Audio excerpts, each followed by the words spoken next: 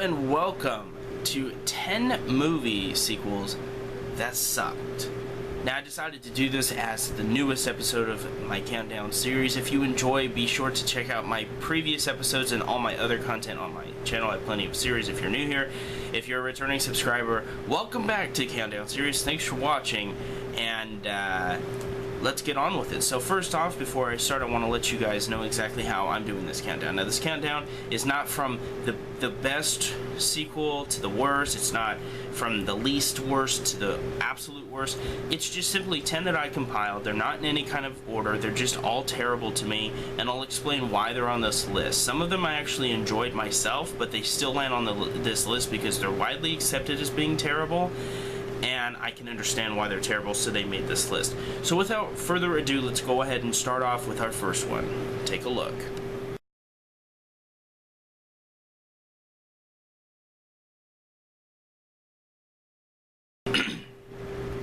So first on our list is none other than The Exorcist II, The Heretic from 1977. What an absolute abomination. Now this is not one of the ones on my list that I actually liked. No, this is a movie that was terrible. So let's go back to 1973 when the first Exorcist came out. It, to this day, is considered to be the absolute scariest fucking movie you will ever see. I have talked about the original many times on this channel, however, I have never talked about The Exorcist II, The Heretic, and for good reason. This movie was an absolute travesty. So, of course, The Exorcist, being the 1973 icon that it is, Hollywood, of course, wanted to capitalize on said movie, so they decided to make not one sequel, but many sequels, all of which were terrible, with the exception of The Exorcist III, which was actually pretty good. You should check it out if you haven't seen it.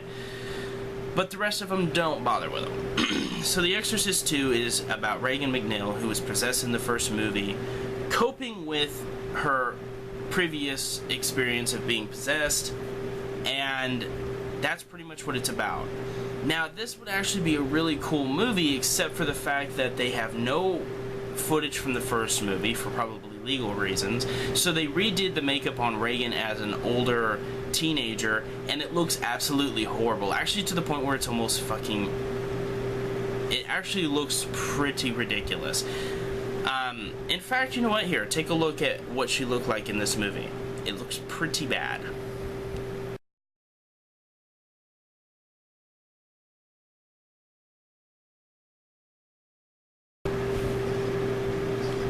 Yeah, that bad. It actually took me a long time to find that fucking picture for you guys.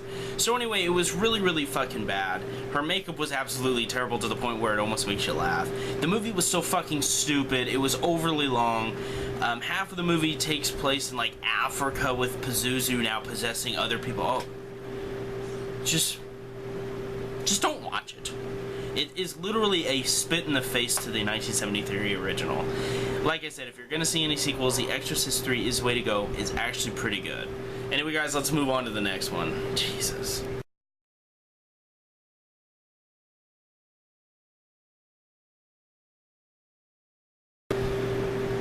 Coming in next on our list is Halloween 3 Season of the Witch from 1983. Now, this is actually one of the movies that I actually do like that ended up on my list. However, it lands on my list for a couple of reasons. First, the main reason is that it had nothing to do with Michael Myers, and it was labeled Halloween 3. Now, back in 1983, a lot of people, I'm sure, were very misconstrued, probably went to the theaters, paid money for this, were ready for the next, you know, Michael Myers outing, and then they're like, where the fuck is Michael, and what the fuck is this movie about? So, granted, I do actually like this movie. It is extremely cheesy, it is very stupid on a lot of levels, and it makes no fucking sense, but it is enjoyable once you get over the fact that the title was purposely misleading just to get ticket sales. And that's exactly what it comes down to. That's the biggest reason. And number two reason that I put it on this list is because it is widely hated by a lot of people. It's one of those things that you either love this movie or you absolutely hate it. I personally think it's kind of a cool movie in its own way. I just wish it wasn't called Halloween 3. If they would just drop Halloween 3 and just call it Season of the Witch, then it would be a lot more respectable. But that's why it gets there. It's pretty much a short explanation, but it was a sequel that let a lot of people down. Let's go into the next one.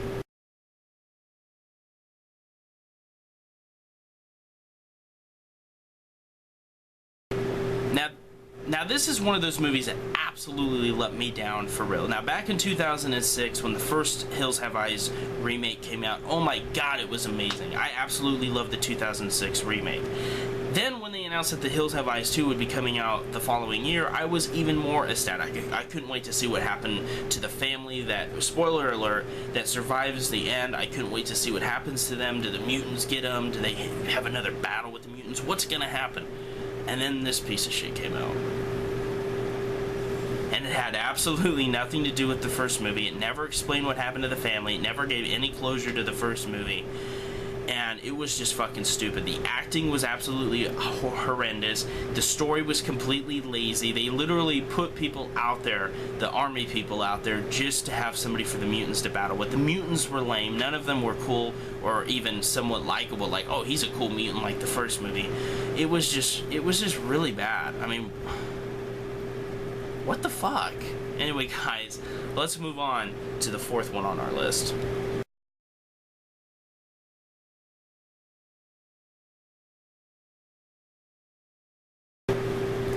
Coming up next, as you just saw, Halloween 2, the reboot by Rob Zombie, part of the Rob Zombie double feature, I guess, from 2009. Now, here is another movie that had me and many other extremely hyped. Now, Rob Zombie's first Halloween is kind of controversial. It's one of those movies, too, like Season of the Witch, that you either love it or you hate it. There is kind of an in-between, but not really. I've heard some people say, yeah, it was okay, but I didn't like this, but I love this.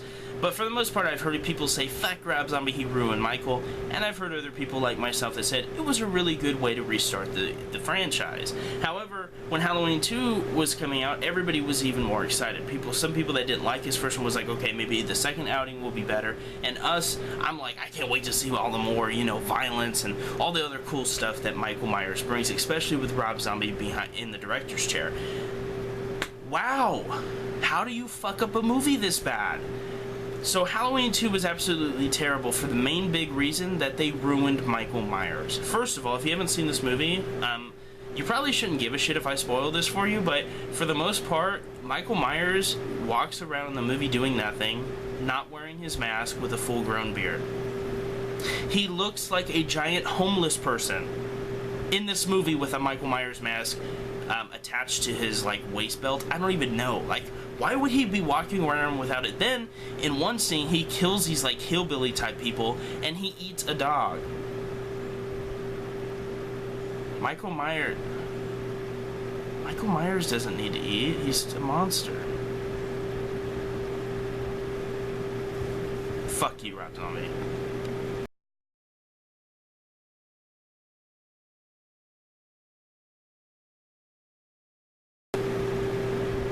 Fifth on the list is Terminator 3, Rise of the Machines. Now, this one might rub some of you kind of wrong because I know that a lot of people like this movie, but there's a lot of us that really don't.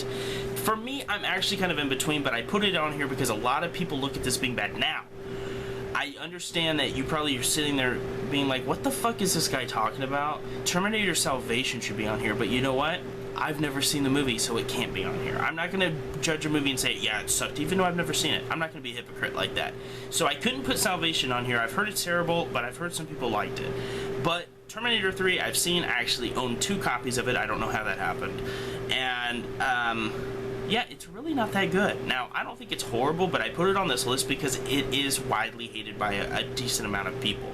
The reason is the main reason I have a problem with this movie is because the acting is so bad, and all of the actors, minus of course Arnold Schwarzenegger, are unlikable. You cannot like them. The guy that plays John O'Connor, the chick, I don't even remember her name. It was just so bad. They weren't likable. The only thing that saved this movie was there were some really funny parts. There was some really good fighting. The main bad woman villain in this, she was absolutely terrible. It wasn't believable at all. It was just so stupid. But Arnold Schwarzenegger definitely saved it with his funny comedy parts in the movie, and I will give them that. They did have some really good action sequences. Let's move on to number 6 on our list.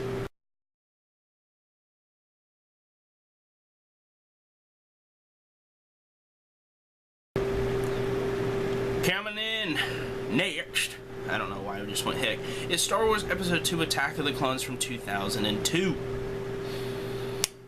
Yeah, this movie was really fucking bad. Now, I know a lot of people are probably like, why isn't the Phantom Menace the one he picked?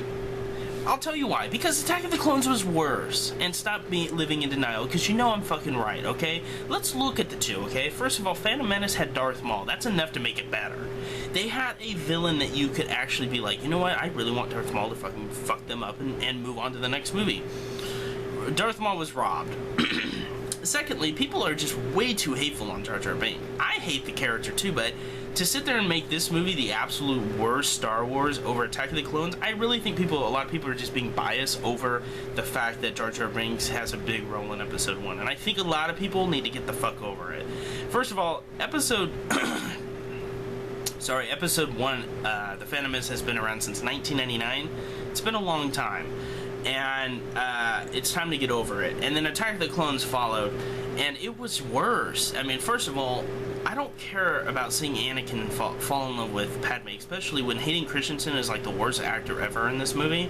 He improved a lot in Episode 3, but still in that movie it was still kind of stale.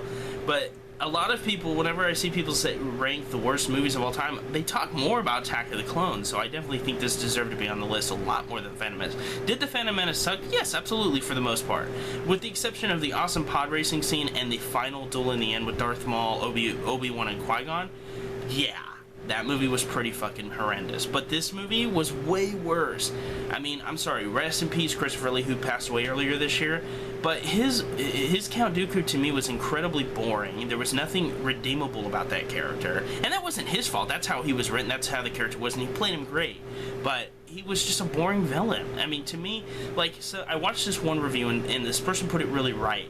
That he was just so obviously forced to be a villain, and he was such a filler until Anakin became Darth Vader. And it's true, he really was a filler. They should have kept Darth Maul around and never made Count Dooku exist. Let's go into the next.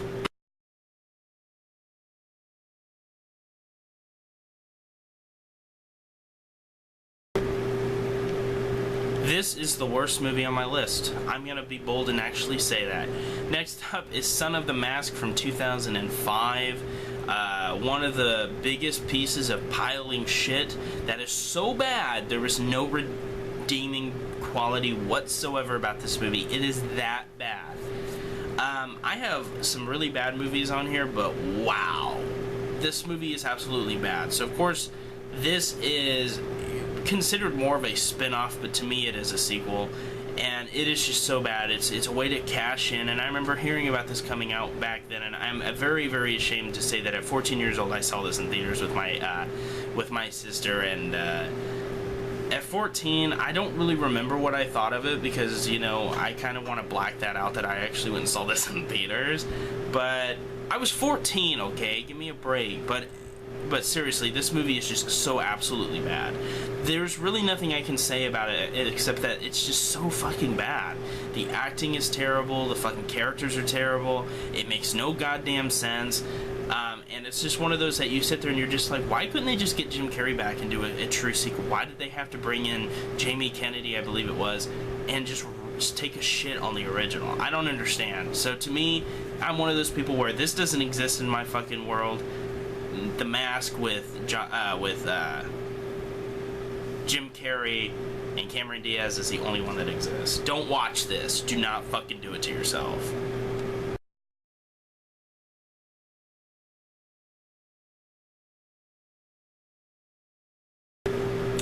You may hate me for saying this, but to me this was the only bad one in the movies.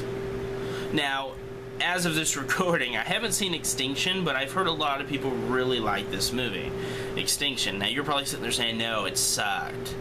I haven't seen it, so I couldn't rank it on this list even if I wanted to. So Transformers Revenge of the Fallen from 2009 makes the list here.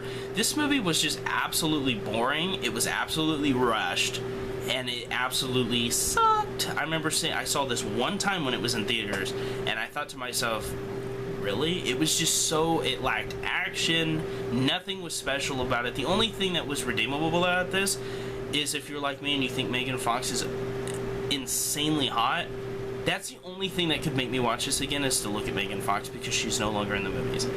that's it. Luckily, the sequel, Transformers Dark of the Moon, I think it was called. I might sound like a retard right now because I probably got that wrong.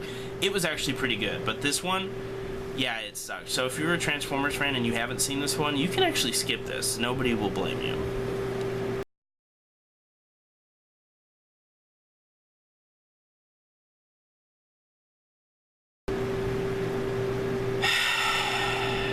Coming in at number 9 on the list, Teenage Mutant Ninja Turtles 3 from 1993.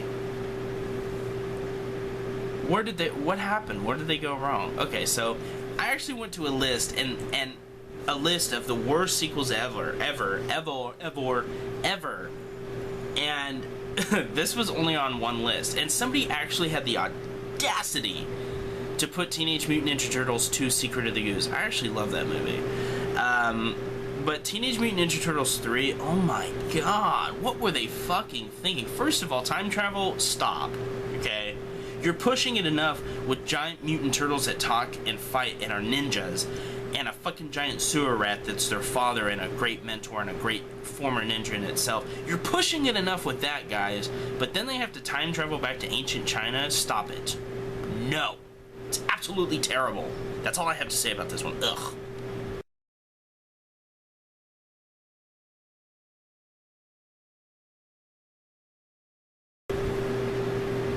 Probably one of the most hated movies ever, Spider-Man 3 from 2007. Wow, I saw this in theaters with a ton of people. I mean, it was like one of the most packed theaters I've ever been to in my life. I can still see it in my head if I think about it.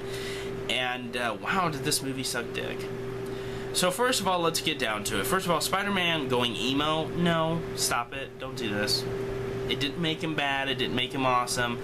Now, granted that this movie did have some redeemable qualities. Let's be fair here. First of all, Tobey Maguire's Spider-Man to me was still the best casting they've ever had. Andrew Garfield, who did the most recent Spider-Mans, he's too, I'm sorry, no homo, he's too good looking to be playing Spider-Man. And come on, he's dating Emma Stone. He's doing something right, people, okay? She's hot as fuck. There is no way he could be Peter Parker legitimately. So I'm actually happy that he's not Peter Parker anymore. Secondly, about this movie is that James Franco is a Green Goblin Jr. I've always liked him, and in this movie he did his role really, really good. His fallout with, the Peter Parker fallout with Harry Osborn, excellent in this movie. But other than that, this movie can suck a bag of dicks. Why? Because they ruined Venom. I had such a hard-on for this movie when I heard that Venom was coming and I saw the previews and I was just like, I can't wait. But then when it came out, I was just like, what the fuck? First of all, where the fuck is Venom? That little Spider-Man looking motherfucker with the extra jaw, like the special extending jaw? No. And what's the guy's name that played him? Like Topher Grace or something? He would have been okay, but no. I mean, I just don't understand how you can ruin a character that bad. First of all, Venom is not a little skinny guy like Peter Parker. He's fucking huge. He's hugely muscular when he's Venom, and he's fucking gigantic. He has a huge tongue, a deformed looking head, and he's actually kind of scary. In this movie, you're just like, is that one of Venom's, like, babies? Is this Venom when he's a baby? You're just, what's going on? And then, of course, you have the Sandman in this movie, and he was just boring. I mean, nobody cared about him. When I look back on it, everybody's like, yeah, this movie sucked. The only thing that was good was Green Goblin and Spider-Man having their huge falling out. And then, spoiler alert, if you've been living under a rock for the last almost 10 years, they team up in the end, and Harry dies being a hero. So that was really good. But other than that, there is almost nothing redeemable about this movie. It's just bad. And, yeah, that's really all I have to say about that. The biggest thing that really bothered me, though, was how they ruined Venom. How fucking could you? So I hope you guys enjoyed this countdown. It took a while to make. I haven't even edited yet at this point. Like, put everything together on the mixy-matchy. So I'm going to be busy for a little while after I finish recording this. I really hope you guys enjoyed this. Thank you guys so much for getting me over 620 subs. This is fucking crazy. Every day, almost every day that I come on, I have at least one new subscriber, and it's just crazy to see it slowly climbing and climbing. I can't thank you guys enough. I'm going to try to pump out some cool stuff. I really want to do a user a subscriber Q&A, but unfortunately I don't really get enough questions. So if you guys really want to see that, then shoot me some questions and I'll add it to the Q&A if you want to see that. If not, that's cool. But that's about it, guys. So I'm gonna wrap it up here. This video is probably really long. I'm not sure how long it is yet because I haven't put it together. But I hope you guys enjoyed this video. If you did, please leave feedback and let me know if you like. If you want to see other kind of countdowns, let me know. Or if anything else of my series, please feel free to leave it in the comments below. I love doing your guys' stuff. Some of you have really amazing ideas. So this is Zeke Corns. Thanks for watching. I will see you guys in the next, and take it easy.